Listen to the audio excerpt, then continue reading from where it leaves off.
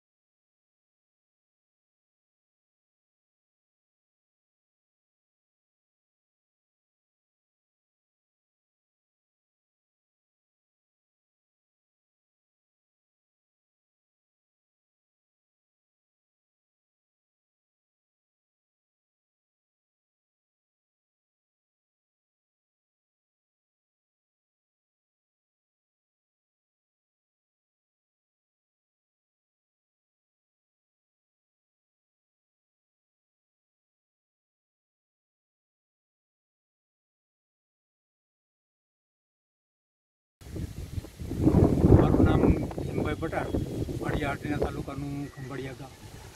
અમારા ગામની અંદર ઓરવાણ કરીને એટલે કે કોયડા પાઈને ખેડૂતોએ 50 થી 60% જેટલું મગફળીનું વાવેતર કરી દીધેલું છે અને હવે તમામ જગતના તાત એટલે કે ખેડૂતો ઉપરવાળા ઉપર નજર માંડીને બેઠા છે કે જો વરસાદ વરસી જાય અઠવાડિયાની અંદર તો બાકીની જે જમીન પડતર પડેલી છે એમાં પણ વાવેતર થઈ જાય અને સોનામાં